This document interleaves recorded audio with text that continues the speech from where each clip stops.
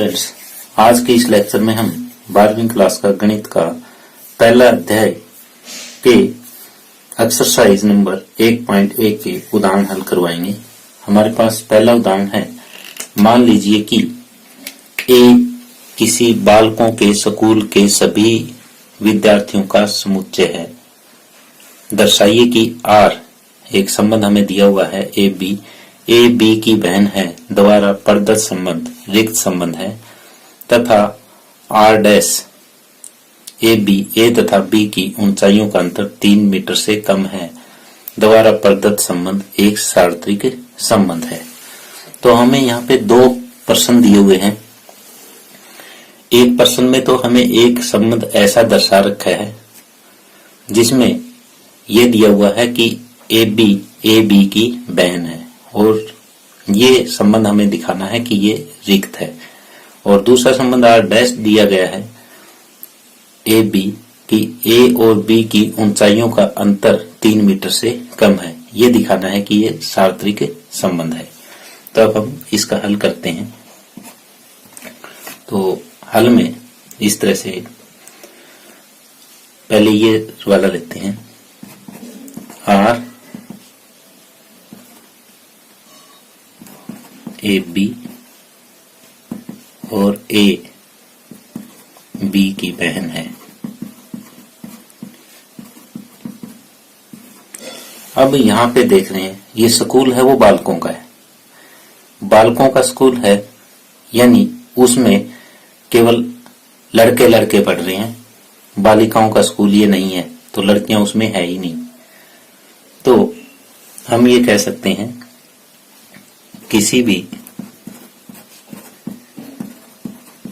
बालकों के स्कूल में बालिका नहीं हो सकती। अतः ये ए जो है वो बी की बहन नहीं हो सकती। अतः ए बी की बहन नहीं हो सकती। अगर ए बी की बहन नहीं हो सकती तो इसका मतलब जो आर है संबंध वो हमारा रिक्त संबंध है। इसको हम कह सकते हैं कि आर रिक्त संबंध है। और दूसरा पार्ट इसका है आर डैश, यानी पहले भाग में तो हमने ये रिक्त दिखाना था और दूसरा दे रखा है आर डैश यानी ए और बी विद्यार्थी है और इनकी ऊंचाइयों का अंतर 3 मीटर से कम है। ए तथा बी की ऊंचाइयों का अंतर 3 मीटर से कम है। ये संबंध हमें दिखा रखा है। तो हम यहाँ पे क्या जानते हैं कि कोई भी दो विद्यार्थी हैं उनका जो ऊंचाइयों का अंतर होगा वो 3 मीटर से तो कम होगा ही होगा। 3 मीटर से ज्यादा का अंतर हो ही नहीं सकता। तो यहाँ पे लिखते हैं हम कि यह स्पष्ट है कि किन्हीं दो विद्यार्थियों या बालकों लिख सकते हो कि ऊंचाइयों का अंतर हमेशा 3 मीटर से कम ही होगा। तो इसमें सभी विद्यार्थी आ जाएंगे। कोई भी यहाँ पे ऐसा अवयव नहीं होगा जो नहीं आएगा, यानी इसमें ए क्रॉस ए के सभी अवयव शामिल हो जाएंगे। तो आर डैश जो है वो ए क्रॉस ए हो जाएगा। तो अतः आर डैश एक सार्वत्रिक समुच्चय है।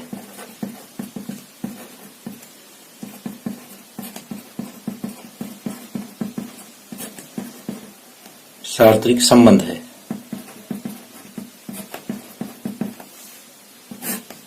तो इस तरह से जब वहां कोई लड़की थी नहीं उस स्कूल में, तो इसके संबंध में कोई अवयव नहीं आएगा। और जब सारे बच्चों की ऊंचाइयों का अंतर 3 मीटर से कम है, तो इसका मतलब इसमें आर डैश में जितने संबंध बन सकते हैं मैक्सिमम, यानी a गुणा a, यानी जो उनके कार्तीय गुणन है उनकी संख्या के बराबर ही हमारा आर डैश आ जाएगा। तो ये एक सार्वत्रिक संबंध है। उदाहरण 2 हमारे पास, मान लीजिए कि T किसी समतल में स्थित समस्त त्रिभुजों का एक समुच्चय है। समुच्चय T में R बराबर T1 T2 और T1 T2 में आपस में संबंध ये है कि ये दोनों सर्वांग सम है। एक संबंध है, सिद्ध कीजिए कि R एक तुल्यता संबंध है। तो हमें R तुल्यता संबंध डिक्लेयर करने के लिए जो हमें ये R दिया हुआ है, ये तुल्यता संबंध दर्शाने के लिए हमें ये दिखाना पड़ेगा कि जो R है ये समतुल्य भी है, सममित भी है और संक्रामक भी है। तो पहले हम समतुल्य पे चर्चा करते हैं।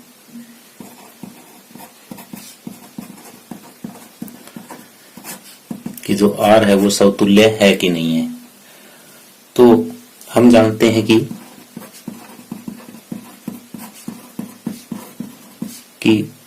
जो प्रत्येक सर्वांग सम त्रिभुज है, यानी कोई भी त्रिभुज खुद के सर्वांग सम होती है, ये कह सकते हो। हम जानते हैं कोई भी त्रिभुज अपने आप के सर्वांग सम होती है।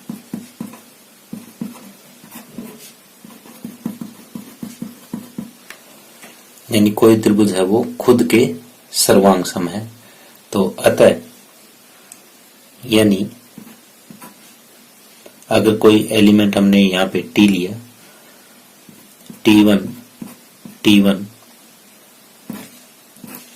यानी T1 के सर्वांग सम है, ये बात सत्य होगी। तो अतः R समतुल्य है। अब दूसरा हमें सममित सिद्ध करना है। सममित में क्या करेंगे कि T1 T2 R से संबंध रखते हैं और हमें सिद्ध ये करना है कि T2 T1 भी R से संबंध रखेंगे। तो इसका अर्थ ये है कि T1 सर्वांग सम है T2 के, यानी T1 T2 के सर्वांग सम है। सर्वांग सम सर्व अंग समान। तो इसका अर्थ ये क्या हुआ, T1 अगर T2 के सर्वांग सम है तो T2 भी T1 के सर्वांग सम होगी, T2 भी T1 के सर्वांग सम होगी। तो इससे हम किस नतीजे पे पहुंचे, इससे इस नतीजे पे पहुंचे कि T2 T1 है वो भी R से संबंध रखता है। तो अतः R सममित है। तीसरा एक और संक्रामक हम चेक करते हैं। जैसे T1 T2 R से संबंध रखता है, इसका मतलब ये है कि T1 T2 के सर्वांग सम है और तथा T2 T3, इसमें 3 लिए जाएंगे, ये R से संबंध रखता है। इसका मतलब ये है कि T2 T3 के सर्वांग सम है। अब यहां से हम देखते हैं T1 तो T2 के सर्वांग सम है और T2 T3 के सर्वांग सम है। इसका मतलब ये हुआ कि T1 जो है वो T3 के भी सर्वांग सम होगी। इसका अर्थ ये है कि T1 T3 के सर्वांग सम होगी। अगर ये T1 T3 के सर्वांग सम है तो हमें ये प्राप्त हो गया कि T1 T3 भी R से संबंध रखती है। तो ये जो संबंध है समतुल्य भी है, सम्मित भी है और संक्रामक भी है। तो अतः R एक तुल्यता संबंध है।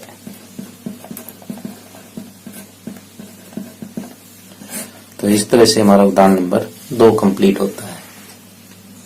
उदाहरण 3 है हमारे पास। मान लीजिए कि L किसी समतल में स्थित समस्त रेखाओं का एक समुच्चय है तथा R L1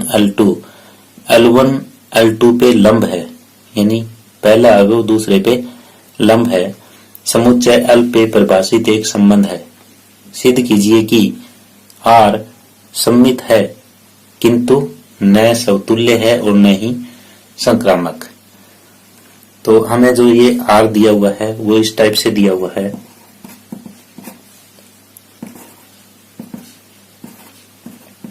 L1 L2 और इन अवयवों का आपस में क्या संबंध है? ये संबंध है कि L1 L2 पर लंब है। अब हम समतुल्य चेक करते हैं।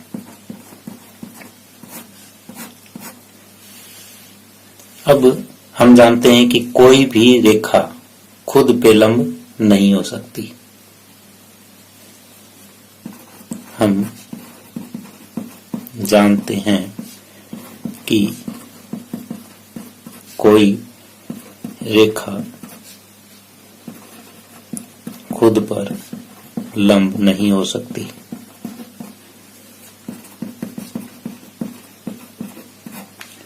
तो अतः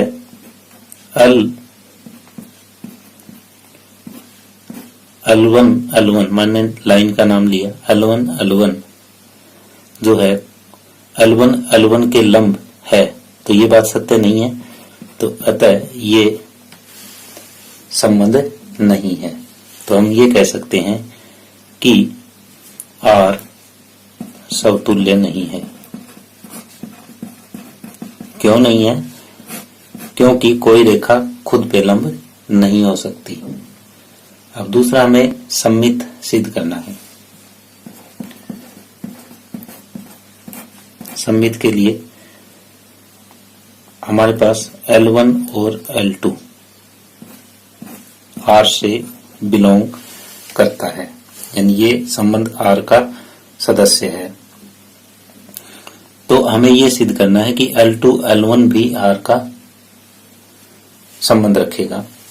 तो यहाँ पे ये अगर R से संबंध रखता है तो क्या है कि L1 L2 पर लंब है। यहाँ L1 L2 पर लंब है। अगर L1 L2 पे लंब है, जैसे ये L1 है, ये L2 है। L1 अगर L2 पे लंब है तो L2 भी L1 पे क्या होगा? लंब होगा। इसका अर्थ ये हुआ कि L2 L1 पर लंब है। L1 L2 पे लंब है, इसका अर्थ ये था कि L1 L2 R से बिलोंग करता है। तो L2 L1 पे लंब है, इसका अर्थ क्या हो जाएगा कि L2 L1 भी R से संबंध रखेगा। अतः हम ये कह सकते हैं कि R सम्मित है। तीसरा हम संक्रामक चेक करेंगे कि हमारा दिया गया संबंध है वो संक्रामक है कि नहीं है। तो इसमें L1 L2 L3 तीन लेते हैं कि L1 और L2 R से संबंध रखते हैं, L2 और L3 भी R से संबंध रखते हैं, और हमें ये दिखाना है कि L1 L3 भी R से संबंध रखेगा। अगर रखता है तो संक्रामक है, नहीं तो संक्रामक नहीं है। L1 L2 R से संबंध रखता है, इसका अर्थ क्या हुआ? इसका अर्थ ये है कि L1 L2 पर लंब है। इसका अर्थ ये है कि L2 L3 पर लंब है, कि L1 यहाँ पे देख रहे हैं L1 L2 पे लंब है, ये L1 है, ये L2 है, और L2 पे L3 लंब है, ये L3 लंब हो गया। तो क्या L1 पे L3 लंब होगा? नहीं, ये तो समांतर होगा। तो L1 उपरोक्त दोनों से देखें तो L1 L3 के समांतर होगा, ये लंब नहीं होगा। अतः हम कह सकते हैं कि L1 L3 जो है वो R से संबंध नहीं रखेगा, तो ये संक्रामक नहीं है। अतः R संक्रामक नहीं है। तो इस तरह से हमारा उदाहरण नंबर 3 कंप्लीट होता है। उदाहरण नंबर 4 है, सिद्ध कीजिए कि समुच्चय 1 2 3 में हमें ये आर्क दे रखा है कि 1 1 2 2 3 3 1 2 2 3 द्वारा प्रदत्त एक संबंध समतुल्य तो है, लेकिन न ये सममित है और न ही संक्रामक है, ये दिखाना है। तो हमें जो समुच्चय दिया है वो ए मान लेते हैं हम। ये समुच्चय दिया हुआ है 1 2 और 3, और इससे जो संबंध दर्शा रखा है वो ये है 1 1 2 2 3 3 1 2 2 3। पहले हम समतुल्य की जांच करते हैं कि ये समतुल्य है कि नहीं है। जैसे इसमें हमारे पास 1 2 3 ये 3 अवयव हैं, तो R में हमारे पास क्या क्या होना चाहिए? R में हमारे पास ये होना चाहिए, एक तो 1 1 होना चाहिए, 1 2 2 होना चाहिए, 1 3 3 होना चाहिए। ये तीनों के तीनों R में विद्यमान है। 1 1 भी है, 2 2 भी है, 3 3 में है, यानी होने चाहिए। और ये तीनों अवयव R में मौजूद हैं, तो अतः R समतुल्य है। दूसरा हम चेक करते हैं कि ये सममित है कि नहीं है। सममित के लिए जैसे हमारे पास यहाँ 1 2 इन चीजों को हम अब नहीं देखेंगे, हम बचे हुए अवयवों को देखेंगे। जैसे जो दोनों सेम है उसमें सममित हम नहीं देखेंगे, तो बचे हुए अवयव 1 2 हैं, ये हमारा R से संबंध रखता है। तो ये होना चाहिए कि 2 1 भी R से संबंध रखे, लेकिन ऐसा यहाँ पे नहीं है। 2 1 R से संबंध नहीं रखता, तो अतः R सममित नहीं है। अब तीसरा, संक्रामक है कि नहीं है, ये चीज चेक करनी है। संक्रामक के लिए हम ये देख रहे हैं कि 1 2 R से संबंध रखता है, दूसरा 2 3 भी R से संबंध रखता है, लेकिन अब 1 3 भी R से संबंध रखना चाहिए। क्या 1 3 इसमें है? R में नहीं है। 1 3 R से संबंध नहीं रखता, अतः R संक्रामक नहीं है। तो अतः हम कह सकते हैं कि R समतुल्य तो है, लेकिन ये न सम्मित है और न ही संक्रामक है। तो इस तरह से उदाहरण नंबर 4 कंप्लीट होता है।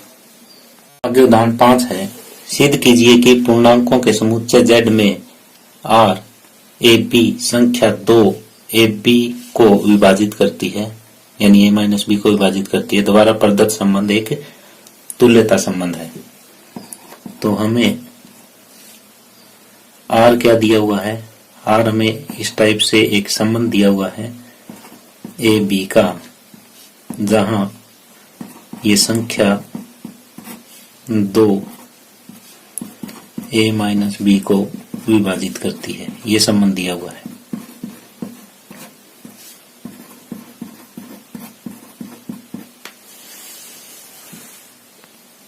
हमें ये दिखाना है कि जो ये संबंध है ये तुल्यता संबंध है, यानी ये समतुल्य भी है, सम्मित भी है और संक्रामक भी है, तीनों दिखाने हैं। तो सबसे पहले हम समतुल्य की जांच करते हैं कि ये समतुल्य है कि नहीं है। तो अब हम मान लेते हैं कि ए जो है Z से संबंध रखता है, कि सारे के सारे ए Z से संबंध रखते हैं, क्योंकि ये पूर्णांकों Z या जो समुच्चय दिया हुआ है वो Z दिया हुआ है के लिए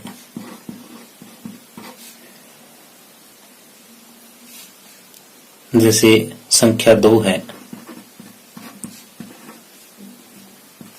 ए माइनस ए को विभाजित करती है,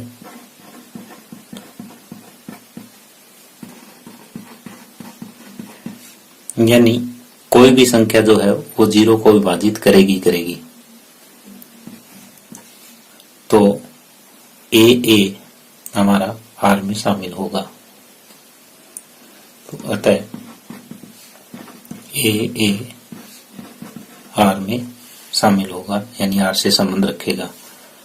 यानी सभी, ये लिखो, सभी ए बिलोंग्स टू Z के लिए संख्या 2 ए माइनस ए को विभाजित करती है। क्यों? क्योंकि कोई भी संख्या 0 को विभाजित करेगी, अतः ए आर से संबंध रखेगा। तो अतः आर समतुल्य है।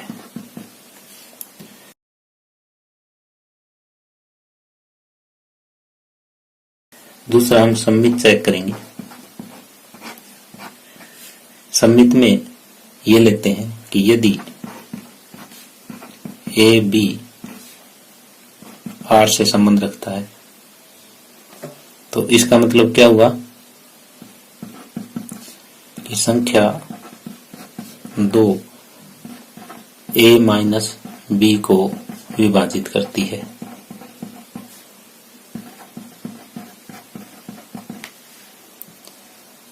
तो 2 जो है ए माइनस बी को विभाजित करता है तो बी माइनस ए को भी करेगा। ये क्या इंप्लाइज करता है? तो संख्या 2 जो है बी माइनस ए को भी विभाजित करेगी।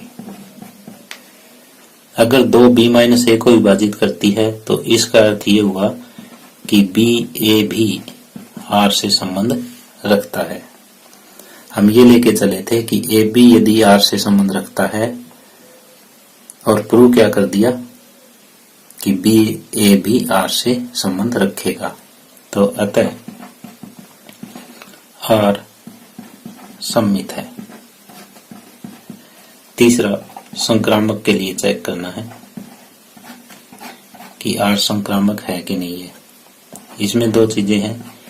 यदि ए बी आर से संबंध रखता है और बी सी भी आर से संबंध रखता है तो हमें ये दिखाना है कि ए सी भी आर से संबंध रखेगा।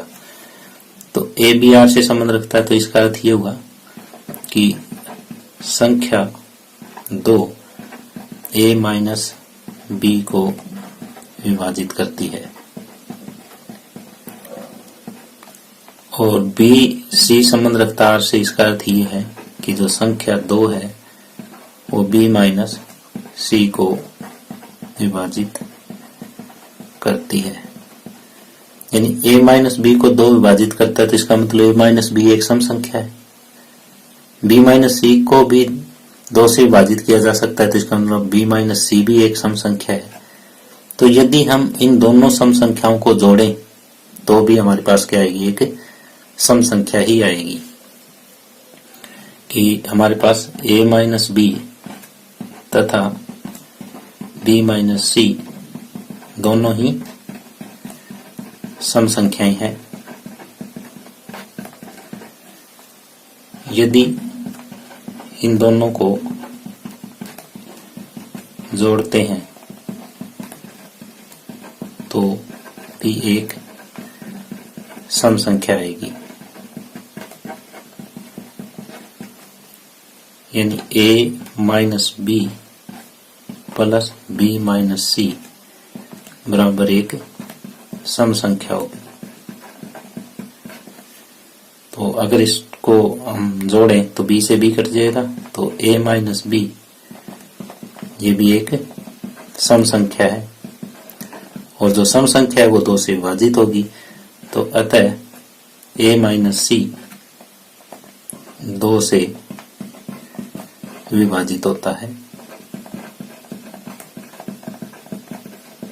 और 2 से विभाजित होता है, तो इसका अर्थ ये हुआ कि ए सी भी आर से संबंध रखता है। तो अतः आर संक्रामक भी है। तो हम यहां से देख रहे हैं कि आर समतुल्य भी है, सममित भी है, संक्रामक भी है, तीनों है। तो अतः ये एक तुल्यता संबंध है। आर एक तुल्यता संबंध है। क्यों है? क्योंकि ये समतुल्य भी है, सममित भी है और संक्रामक भी है। तो इस तरह से हमारा उदाहरण नंबर 5 कंप्लीट होता है। 6 है, मान लीजिए कि समुच्चय A, इसमें 1 2 3 4 5 6 7 ये 7 अवयव हैं, में R A B इस तरह का संबंध है कि A और B दोनों या तो विषम है या दोनों ही सम है। दोबारा परिभाषित एक संबंध है, तो सिद्ध कीजिए कि R एक तुल्यता संबंध है। हमें पहले तो ये सिद्ध करना है कि जो ये संबंध दर्शाया गया है ये तुल्यता संबंध है। इसके साथ ही सिद्ध कीजिए कि उप समुच्चय 1 3 5 7 जो विषम संख्याओं का समुच्चय है वो एक दूसरे से संबंधित है, और दूसरा उप समुच्चय 2 4 6 इसके सभी अवयव एक दूसरे से संबंधित है, परंतु उप समुच्चय 1 3 5 7 का कोई भी अवयव उप समुच्चय 2 4 6 से किसी भी अवयव से संबंधित नहीं है। ये चीज दर्शानी है।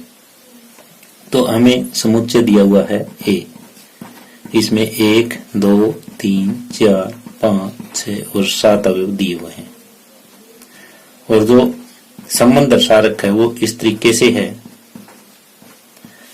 कि या तो ये दोनों सम है या ये दोनों विषम है, या तो A तथा B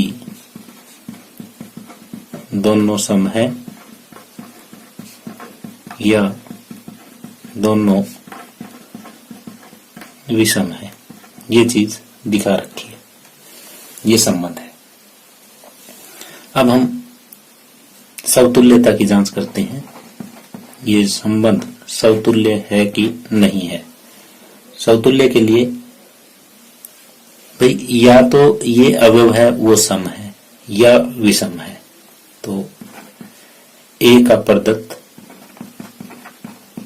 कोई अवयव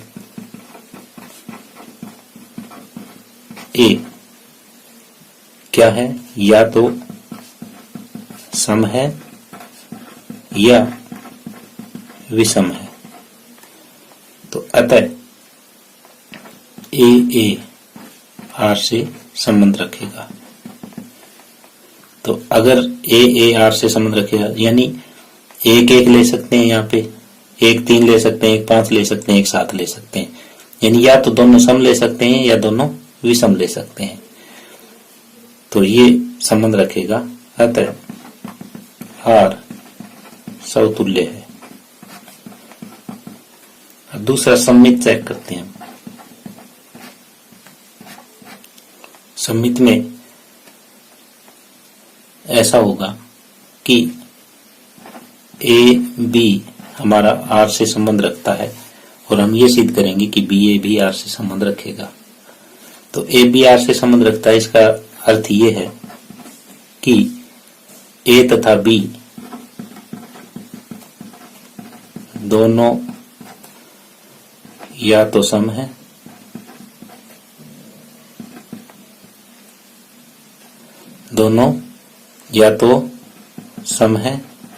या विषम है। तो इस ए और बी दोनों या तो सम है या विषम है। इसको हम ये भी कह सकते हैं बी तथा ए दोनों सम है या विषम है। तो इसका अर्थ ये हुआ कि बी ए जो है वो भी आर से संबंध रखता है, अतः आर सम्मित है। तीसरा संक्रामक चेक करते हैं। संक्रामक ये कहता है कि अगर ए बी आर से संबंध रखता है, बी और सी भी आर से संबंध रखता है, तो हमें यह दिखाना है कि ए सी भी आर से संबंध रखेगा। ए बी आर से यहां संबंध रखता है, तो इसका मतलब ए तथा बी दोनों या तो सम है या विषम है। इसी तरह से बी सी अगर आर से बिलोंग करता है, तो इसका अर्थ ये हुआ बी तथा सी दोनों या तो सम है या विषम है। जब यहाँ पे अगर ए और बी दोनों विषम मानते हैं, तो यहाँ बी विषम आ गया, तो सी भी विषम होगा। तो ए बी अगर आर से संबंध रखता है, तो बी सी भी ए बी आर से संबंध रखता है, बी सी भी आर से संबंध रखता है। तो इसका अर्थ ये है कि ए तथा सी दोनों या तो सम है या विषम है। तो यहाँ पे हमने ये डिक्लेयर कर लिया कि ए सी जो है वो आर से संबंध रखता है, अतः आर संक्रामक है। तो यहाँ पे आर समतुल्य भी है और सम्मित भी है और संक्रामक भी है।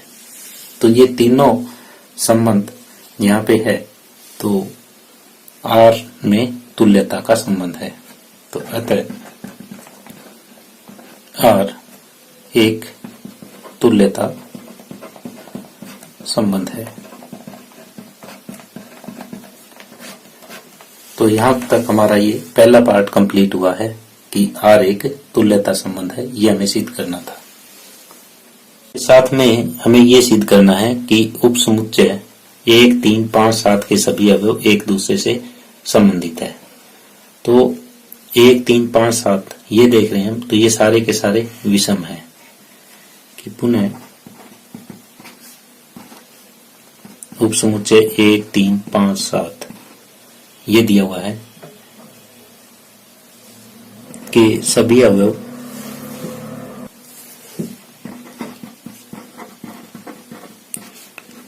एक दूसरे से संबंधित है।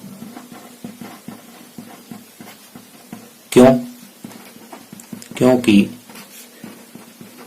सभी जो है ये विषम है, सभी के सभी अवयव विषम है।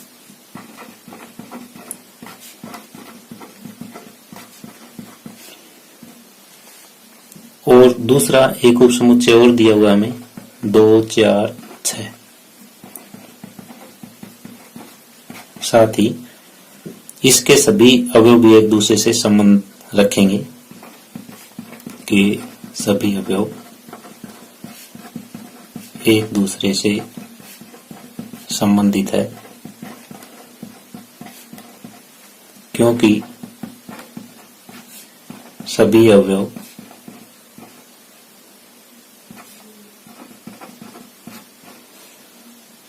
सम है। तो हमारी कंडीशन यही थी, या तो सारे जो अवयव हैं वो विषम होने चाहिए, ये सारे अवयव सम होने चाहिए। तो ये जो वो दो उपसमुच्चय दिए हुए थे, इनके सभी अवयव एक दूसरे से संबंधित होंगे। लेकिन जो ये 1, 3, 5 और 1, 3, 5 और 7 ये उपसमुच्चय है, इसका कोई भी अवयव